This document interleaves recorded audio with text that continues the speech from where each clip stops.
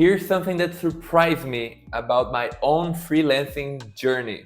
Yes, I am making good money freelancing now, but if I'm being totally honest with you here, it would have never happened if I hadn't settled for a regular job first. Yeah, and I know that sounds backwards because every guru out there is telling you to quit your job, follow your dreams. But I'm about to show you why that advice is actually sabotaging your freelancing journey, your freelancing career before it even starts. And by the end of this video, you'll understand the 3 psychological reasons why a job makes you a better freelancer and the exact system I use to transition safely and why the most successful freelancers I know all follow the same counterintuitive path. So if you've been feeling guilty about wanting security before taking the leap, or if you are already freelancing but you're struggling with confidence and pricing, this might be the most important video you watch this entire year. So let me tell you a story about 2 fictional characters. Think of them as players in the same game, but they chose completely different starting paths. Meet Alex the Desperate and Maya the Strategic.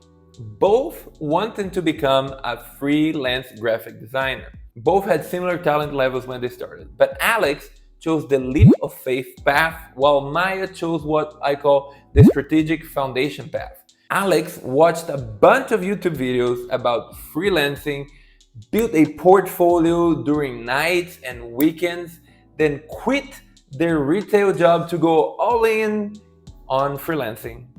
Think of Alex as someone who jumped into a boss fight at level 1, no armor, basic weapons, and barely any health points. Within 2 months, Alex was taking any project that came along, logo designs for $50, web design for $200, working with clients who treated them like a vending machine.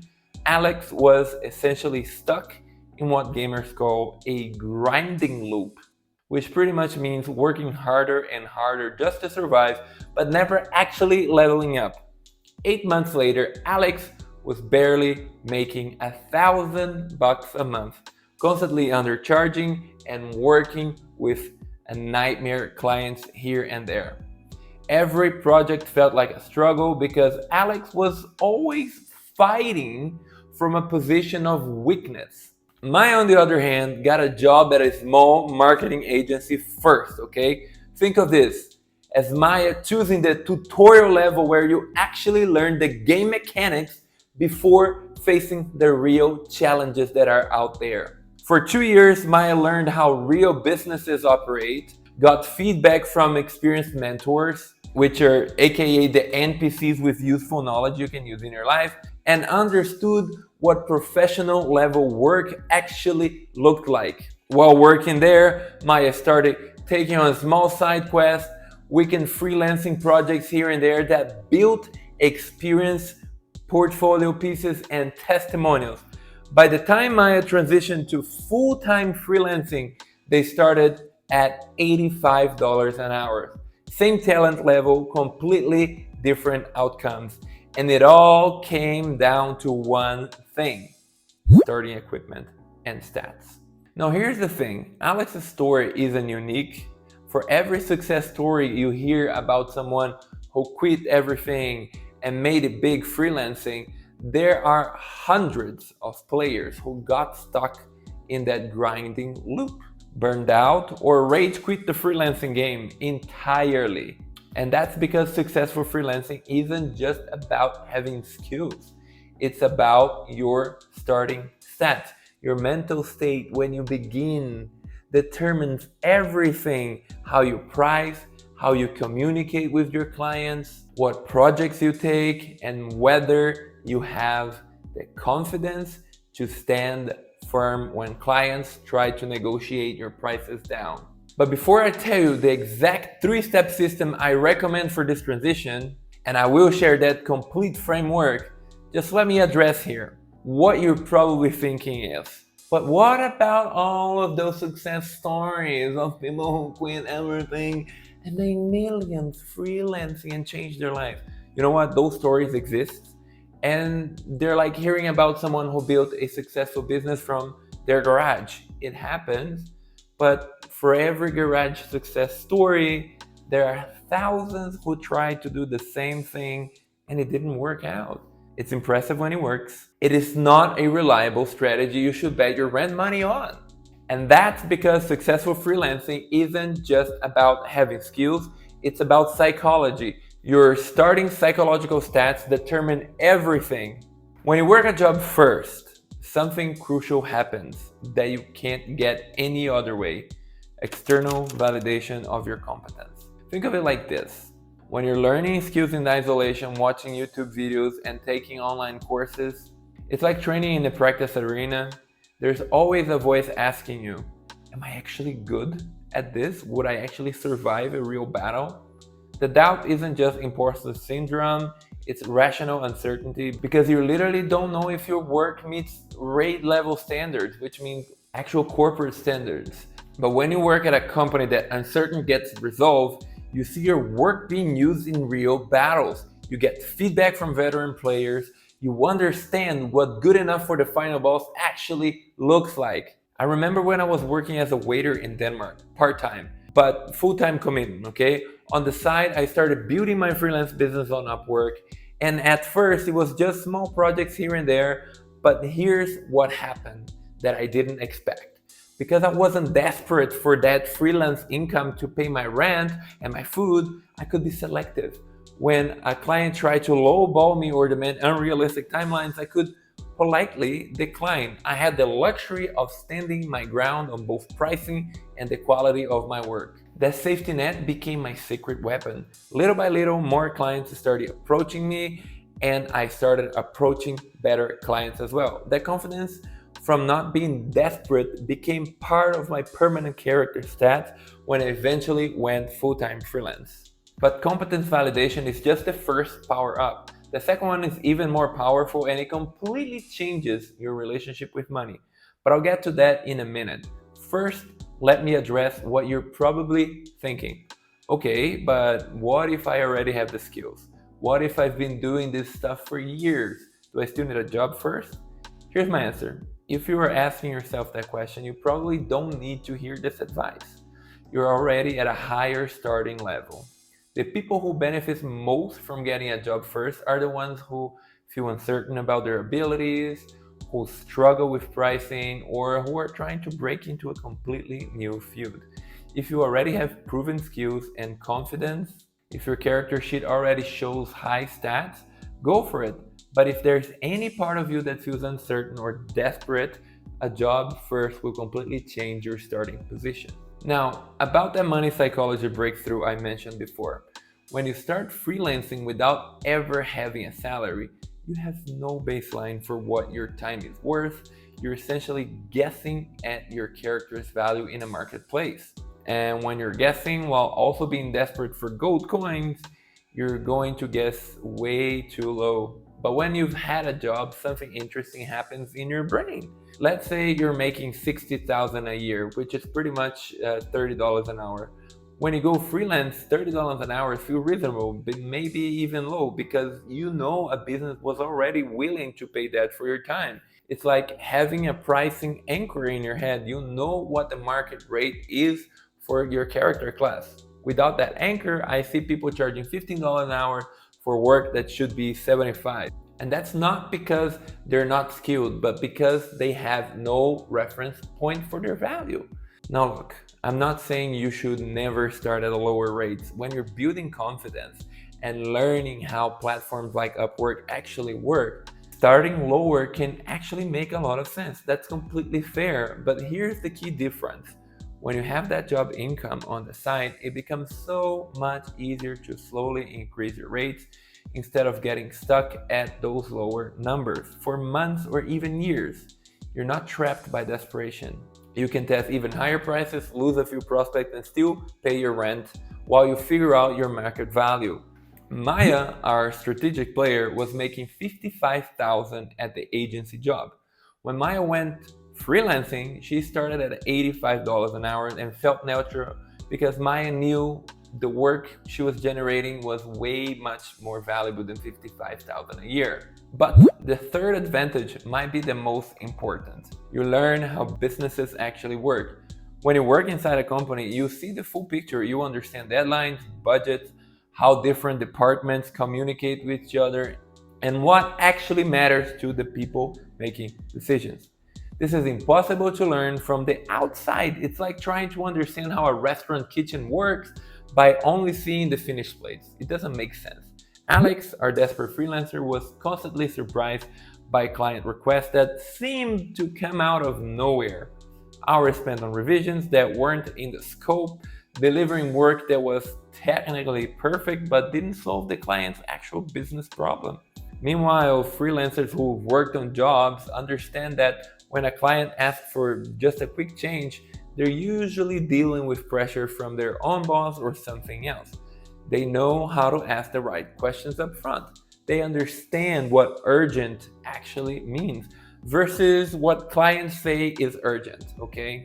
This brings me to the three-step system I promised, the exact framework from transitioning from job to freelancing without the stress, desperation, or financial anxiety that destroys most freelancing careers. But first, I want to address the biggest objection I always hear, which is you not subscribing to this channel. So if you are here, please make sure you subscribe to this channel and click the like button. And yeah, so we can make more videos like this. And here's the biggest objection. But won't working a job make me too comfortable? Won't I lose my entrepreneurial drive? Look, I get it, okay? There's this romantic idea that you need to burn out your boats and force yourself into success through desperation, but desperation is not a strategy. It's like trying to drive cross country with an empty gas tank. You might make it a few miles, but you're probably gonna get stranded somewhere. Desperation makes you weak in negotiations. It makes you accept terrible projects. It makes you work for poverty wages while telling yourself you're building your character. And I know this because I lived it. I actually left my secure waiter job a little earlier than I should have. I thought I was ready, but I wasn't. And that threw me into this cycle of desperation for about 4 to 5 months. Suddenly, I couldn't be selective anymore. I had to take every single job that showed up, regardless of the rate or how unreasonably the client seemed. I was constantly worried about getting bad reviews, which would hurt my ability to get future work. It was this vicious cycle where the pressure to say yes to everything actually made me worse at my job, not better. I actually didn't deliver the quality that I wanted to. And that experience taught me firsthand why financial pressure is the enemy of good decision making. When your rent depends on the next client say yes, you lose all your negotiating power. Really, trust me on this one. Real entrepreneurial drives come from confidence and not desperation. And confidence comes from knowing you can create value, knowing what that value is worth, and having enough resources to walk away from bad quests. And the first step is choosing the right starting area. Not any job, the strategic job, if you can, of course. You want a position that gives you three things: skill development, industry explosion, and client interaction.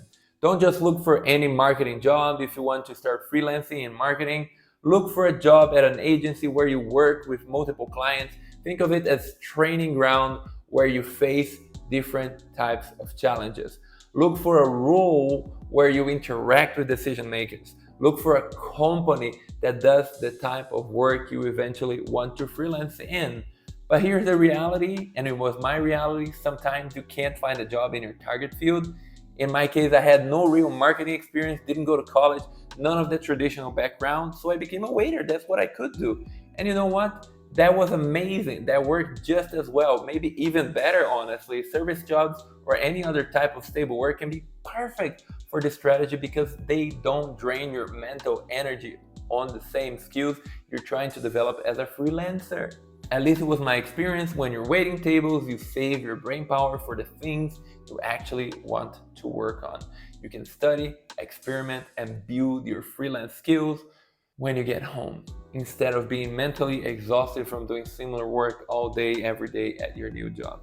The goal isn't to just collect a paycheck. The goal is to get paid while you level up your business knowledge stats. Step 2 happens while you're working. You start building your freelance foundation through strategic side projects. Notice I said strategic, not just any side hustle, okay? You want projects that build three things: portfolio pieces, testimonials, and system. Think of these as optional side quests that give you valuable experience points and gear upgrades, okay? Start with one small client, maybe someone in your network, maybe a nonprofit, maybe even a department in your own company that needs help with something outside your job scope. The goal isn't money here initially. The goal is to practice the entire freelancing process: discovery calls, proposal projects, management, delivery, getting testimonials. You're essentially running practice raids while still having the safety of your main income. This is where most people get it wrong. They think they need to quit their job to really commit to freelancing, but you can learn 80% of what you need to know while still getting a steady paycheck, while still having that safety net. By the time you are ready for step 3, you should have something most new freelancers never have: proof. Proof that you can deliver results, proof that your clients will pay for your rates, proof that you can handle the business side of freelancing. But the timeline for this transition is crucial, and it's different for every single person. Some people are ready in 6 months, others need 2 years. And there's a simple test to know when you are ready to face the final boss. And step 3 is the actual transition. But it's not about reaching a specific income level, okay? It's about reaching a specific confidence level.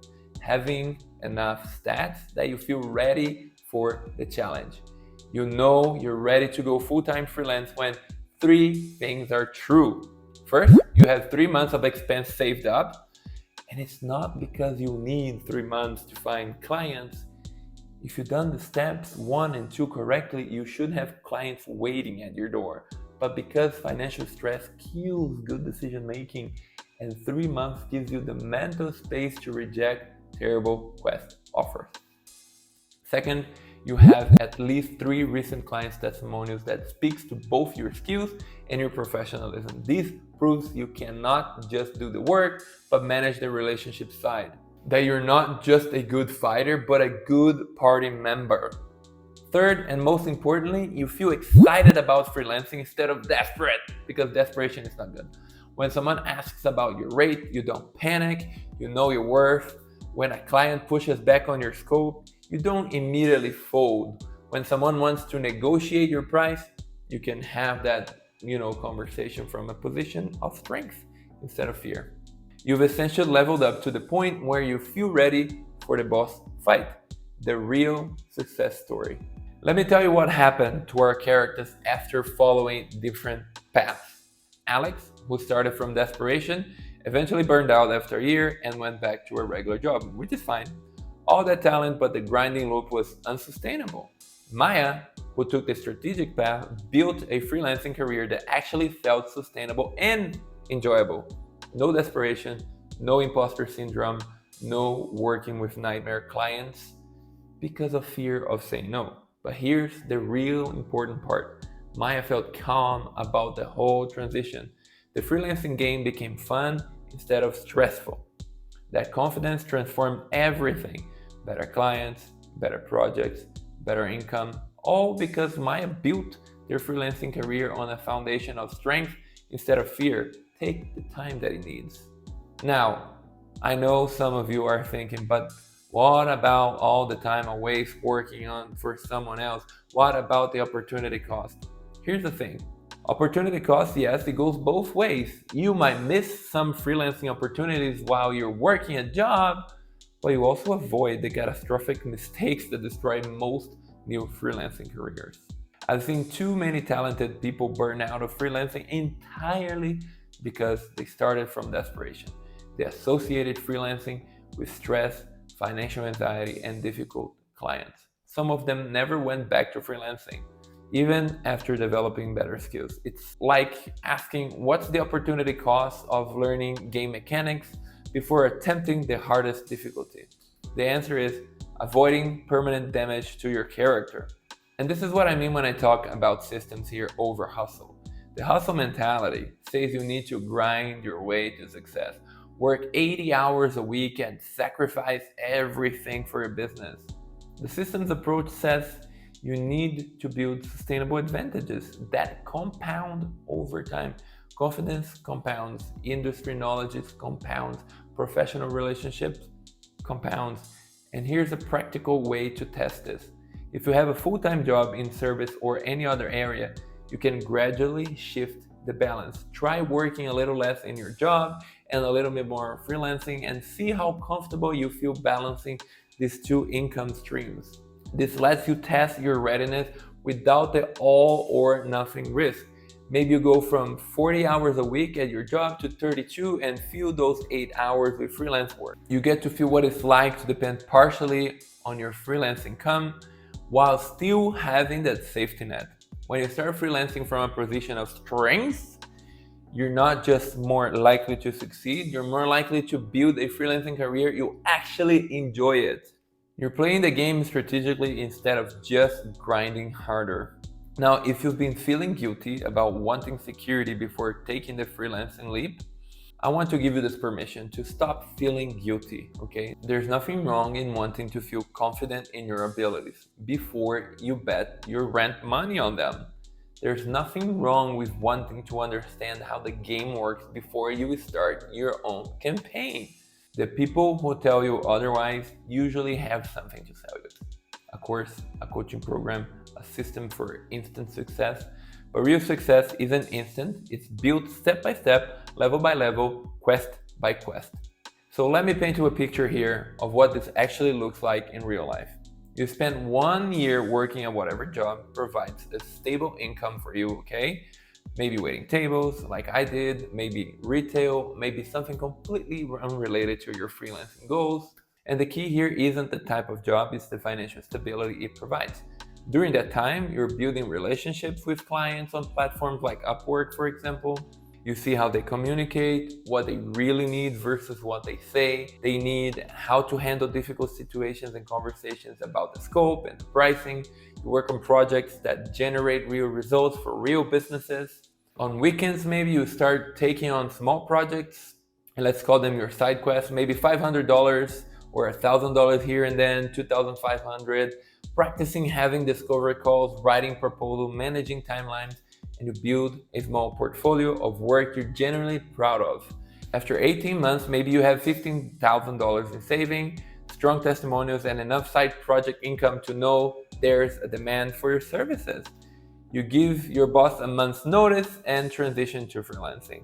On day one of your freelancing career, you're not desperate, you're not guessing your rates, you're not working with anyone who you hate. You're not just gonna be begging for jobs. You're a professional with proven skill, industry knowledge, and the confidence to charge what you're worth. That's the difference between building a freelancing career and hoping for one. Here's something else most people don't consider: the long-term trajectory. Freelancers who start from desperation often get stuck in that grinding loop I mentioned before, and they work harder, not smarter. They compete on price instead of value. Even if they eventually raise their rates, they often have limiting beliefs about money that hold them back for years. Freelancers who start from strength think differently from day one. They see themselves as consultants, not just service providers. They charge for outcomes, not just deliverables. They build businesses that scale, not just jobs that pay. 5 years later, the difference is dramatic. It's not just about income. It's about the entire experience of running your business. One path leads to sustainable success. The other often leads to burnout. And this is where the compound effect really kicks in, like experience points that multiply over time. When you start freelancing with confidence, you will attract better clients. Better clients give you better testimonials. Better testimonials attract even better clients. You start getting referrals from people who respect your work and your professionalism and respect you. Meanwhile, the desperate freelancer is still stuck working with price shoppers, dealing with scope creeps, and justifying their rates. They might be even skilled, very skilled, but they never built the business systems and the psychological foundations that turn skills into sustainable income. So here's what I want you to do after watching this video. If you are already freelancing and struggling with confidence or pricing, consider whether getting a part-time job or consulting role might actually accelerate your progress. Sometimes taking a step back lets you take 2 steps forward. If you're thinking about freelancing but haven't really started, be honest about your starting stats. Do you know what your skills are worth? Do you really understand how your target clients think about their problems? Do you have the confidence to have difficult conversations about scope and pricing? Very important. If the answer to any of those questions is no, there's no shame in building that foundation first. In fact, it's the smartest play here, the strategic player's approach. Why am I sharing this? Look, I know this advice isn't what most people want to hear. It's not sexy. It's not the exciting quit your job and make your millions in 90 days story, but it's honest. I say this because I've seen too many talented people get burned out by bad freelancing advice. People who could have built incredible careers if they just started from a position of strength instead of desperation. Your freelancing career is too important to leave it to chance. Build it right the first time. And if this perspective was helpful, subscribe for more videos about building a calm, profitable freelancing career without the hustle culture nonsense in your mind. And here's the final truth for you. I want to leave you with. There is no rush. The freelancing economy isn't really going anywhere. The opportunities aren't disappearing. Actually, I argue that they are even more. Take time to build a proper foundation. It doesn't make you less entrepreneurial. It makes you more strategic. And strategy beats desperation in the long term 100% of times. And if you like this video, then you would also like my video on the 10 journaling prompts that I really use almost every day to have a better view of what's happening in my life and how I can approach with a growth mindset. Thanks for watching, and I'll see you in the next video. Much love. See you next time. Bye.